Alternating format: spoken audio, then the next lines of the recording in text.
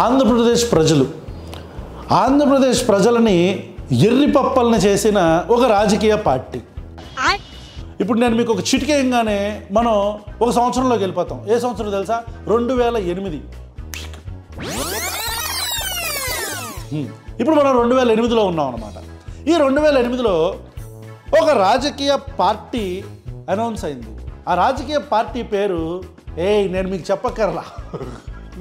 చెప్పక్కర్లా ఏంటి ఆ రాజకీయ party? 5 1 No. Control yourself. No. ఇక్కడికి కూడా మనం ఆగకూడదు, మనం ఇంకొద్దిగా వెనక్కి వెళ్ళాలి. వెళ్దామా? ఇప్పుడు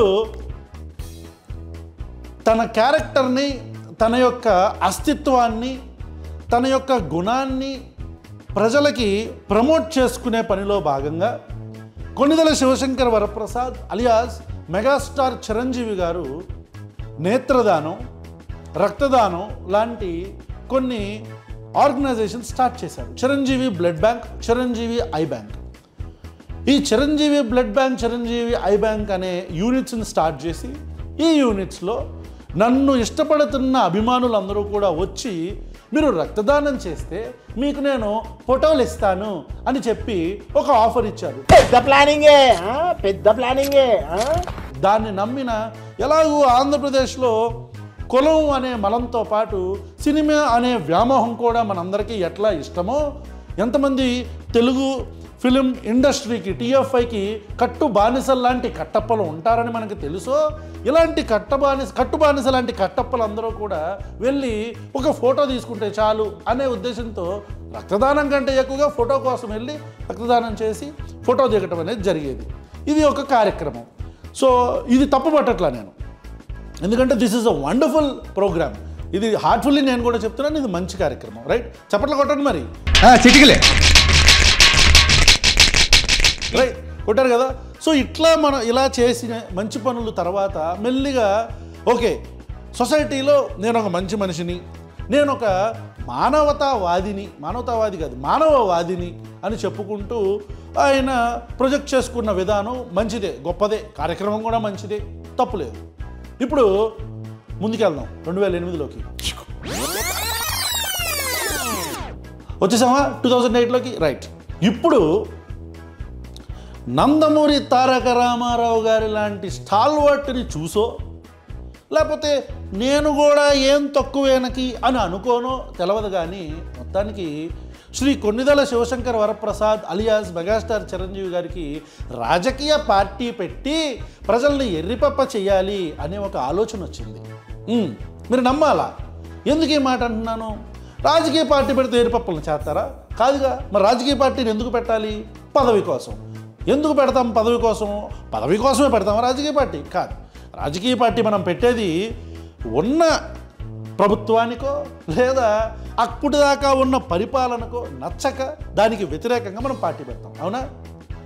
స్టార్ట్ అమ్మా. ఇప్పుడు మీరు కాంగ్రెస్ పార్టీ 2004లో వైఎస్ రాజశేఖర రెడ్డి గారు ముఖ్యమంత్రిగా అయిన తర్వాత దాదాపు ఒక 4 సంవత్సరాల తర్వాత ప్రజారాజ్యం పార్టీని ఫ్లోట్ చేసి, ఈ ప్రజారాజ్యం పార్టీ యొక్క మెయిన్ ఎజెండా నేను చెప్పను, నా అభిమాన నాయకుడు ఉప ముఖ్యమంత్రి శ్రీ కొణిదెల పవన్ కళ్యాణ్ గారు చెప్తారు. చూడండి.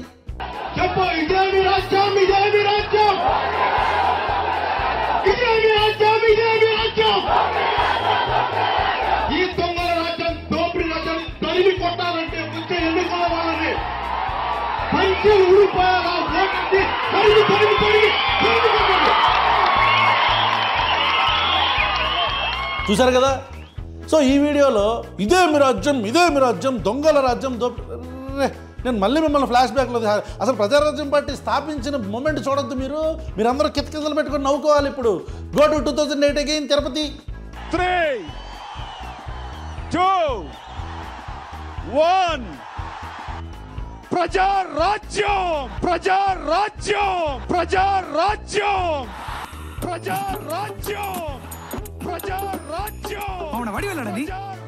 చూసారు కదా, ప్రజారాజ్యం ఎంత గట్టిగా అరిచారో అంతే గట్టిగా మూసారు, అది వేరే విషయంలే. సో ఓపెనింగ్ అయిపోయింది కదా. ఇప్పుడు మళ్ళీ మా ఏమంటారు 2009లో నా అభిమాన నటుడు ఉప ముఖ్యమంత్రి శ్రీ కొణిదెల పవన్ కళ్యాణ్ గారు అప్పట్లో మామూలుగా ఊగిపోలే. మళ్ళీ చూస్తారా చూడండి, మధ్యలో ఆఫీసంగా అయిందాక మళ్ళీ కమా.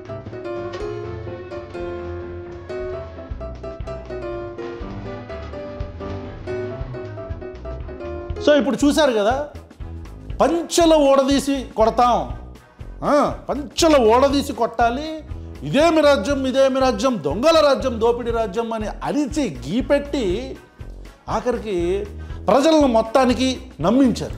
ఎంతమంది ప్రజల్ని? అందరూ నమ్మించలేకపోయారు. ఉమ్మడి ఆంధ్రప్రదేశ్లో అందరూ నమ్మించలేక మొత్తానికి నమ్మించి దాదాపు 16% ప్రజల్ని ఎర్రిపప్పలను చేసి సక్సెస్ఫుల్గా ఓట్లు వేయించుకోవడం జరిగింది శ్రీ చిరంజీవి గారు. వేయించుకున్న తర్వాత ఈ ఓట్లన్నీ కూడా, అంటే 16% అంటే మామూలు విషయం కాదు. అప్పట్లో దాదాపు 8 కోట్ల 9 కోట్ల మంది ఉన్న ఆంధ్రప్రదేశ్లో ఉమ్మడి ఐ థింక్ 8 or 9 crores రఫ్లీ తెలంగాణ ఆంధ్ర కలుపుకొని, ఇట్లా తెలంగాణ ఆంధ్ర మొత్తం మీద దాదాపు 68 లక్షల మంది గొర్రెలందరూ ఓటు వేశారు ప్రజారాజ్యం పార్టీకి. వీళ్ళు ఆ గొర్రెల్లో నేను కూడా గొర్రెని. అంటే ఆ గొర్రెల్లో నేను కూడా గొర్రెని. అప్పట్లో బెజవాడలో యలమంచిలి రవి గారికి, వంగవీటి రాధాబాబుకి, గల్లంపల్లి శ్రీనివాస్కి, కేసినేని నాని గారు ఎంపీ, వీళ్ళ నలుగురికి జెండాలు మోసిన జెండా కూలీలో నేను కూడా ఒక కూలీని. ఇప్పుడంటే రిటైర్డ్ అయిపోయి రిటైర్డ్ కూలీని ఇప్పుడు నేను. సో అప్పట్లో కూలీగా పనిచేసిన నాకు 18 సీట్లు, 16% ఓట్లు, 68 లక్షల మంది నమ్మకాన్ని ప్రజారాజ్యం పార్టీ చూరగొన్నది అన్నప్పుడు, అరే ఏంటి ఓడిపోయాం, అరే రే పెద్ద సమస్య వచ్చింది అని బాధపడుతున్న మాకు చిరంజీవి గారు ఒక అద్భుతమైన స్పీచ్ ఇచ్చారు. ఆ స్పీచ్ కుదిరితే దొరకబడతాను, అది నాకు తెలిసి లేదనుకుంటా. ఏమన్నారు తెలుసా?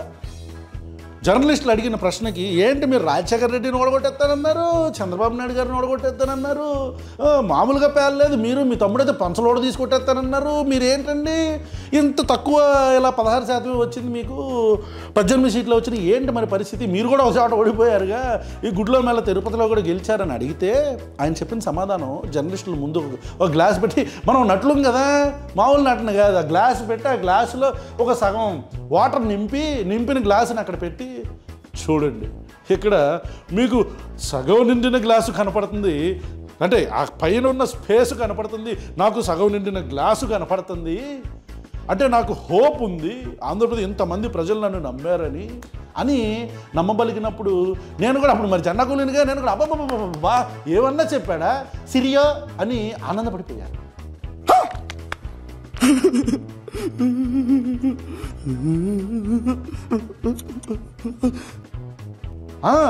అసలు అంటే ఇప్పుడు కాకపోతే 2014లో కొడతాం ముఖ్యమంత్రి అని అనుకున్నాం. అలాంటి ఎర్రిపప్పలందరికీ సడన్గా పరకాల ప్రభాకర్ లాంటి వ్యక్తి మాటలు గుర్తొచ్చినాయి. పరకాల ప్రభాకర్ అంటే ఎవరో తెలుసా? పరకాల ప్రభాకర్ అంటే ప్రజారాజ్యం పార్టీలో ఒక మంచి పొజిషన్లో పనిచేసిన వ్యక్తి ఒక ప్రెస్ మీట్ పెట్టాడు. ఏం ప్రెస్ మీట్ పెట్టాడు? టిక్కెట్లు అమ్ముకుంటున్నారు అని చెప్పండి. నేను చెప్పలా, పరకాల ప్రభాకర్ చెప్పాడు. వింటారా? వినండి. నేను చెప్పాను కదండి, అయ్యో ఇది ఇది ఇది ఇది కంపెనీ ఓనర్లకి కల్పవృక్షం, చింతామణి, కామధేను అని చెప్పాను. ఇంకా ఏం స్పష్టత కావాలి మీకు?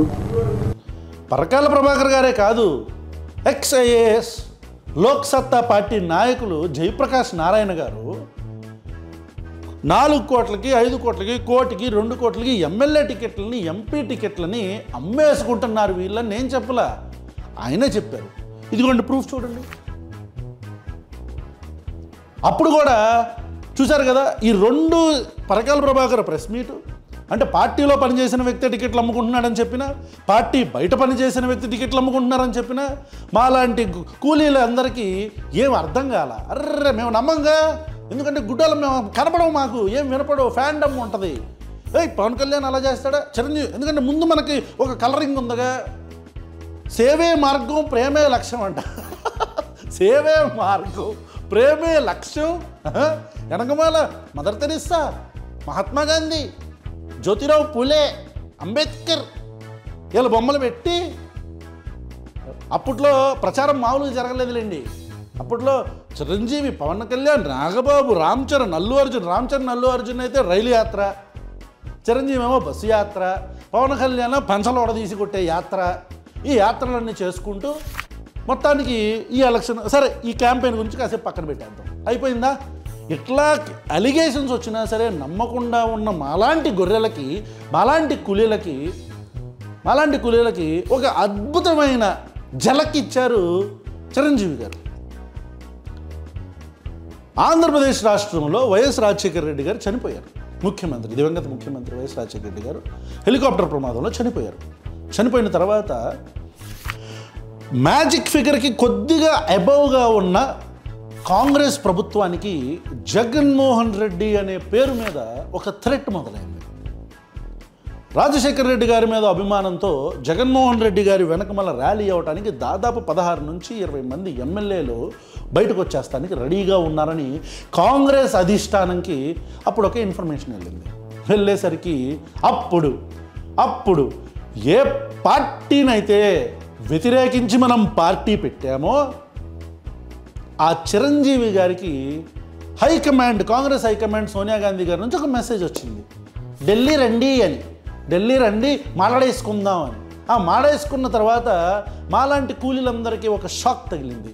ఏంటా షాక్ అంటే, ఏ పార్టీకి వ్యతిరేకంగా అయితే మనం పార్టీ పెట్టామో, ఏ పార్టీ అయితే జలయజ్ఞాన్ని ధనయజ్ఞం కింద మార్చుకుంది అని రాజశేఖర రెడ్డి గారికి వ్యతిరేకంగా కాంగ్రెస్ పార్టీకి, కాంగ్రెస్ ప్రభుత్వానికి, కాంగ్రెస్ పరిపాలనకి వ్యతిరేకంగా పార్టీ పెట్టామో, ఎవరినైతే పంచలు ఓడదీసి కొడతామని మనం పేలామో ఆ పార్టీకే, ఆ పంచలోకే ప్రజారాజ్యం పార్టీని కాదు 16% నమ్మి ఓట్లు వేసిన గొర్రెలని, ప్రజలని, 68 లక్షల మంది నమ్మి ఓట్లేసిన ప్రజలని గొర్రెలు చేస్తూ, ఎర్రి పప్పలను చేస్తూ, పిచ్చి పుల్కాలను చేస్తూ మొత్తం అప్పనంగా మూటగట్టి తీసుకెళ్ళి కాంగ్రెస్ పార్టీకి అమ్మేశారు మెగాస్టార్ చిరంజీవి గారు, అలియాస్ కొనిదెల శివశంకర వరప్రసాద్ గారు. చిచి, నేను అమ్మేశారని చెప్పాను కాదు, అమ్మలేదులే, విలీనం చేశారు.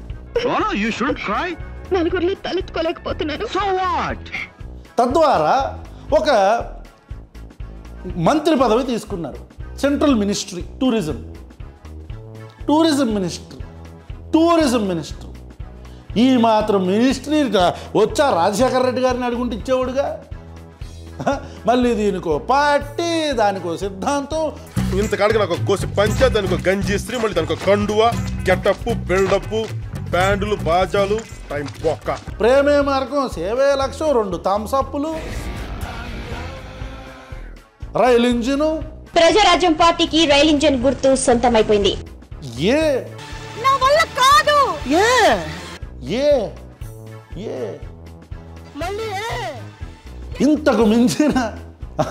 ఇంతకు మించిన దిక్కుమాలిన రాజకీయ చరిత్ర ఎవరికైనా ఉందా?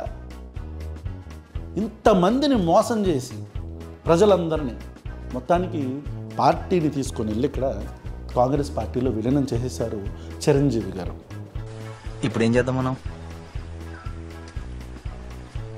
పిసుక్కోవడమే.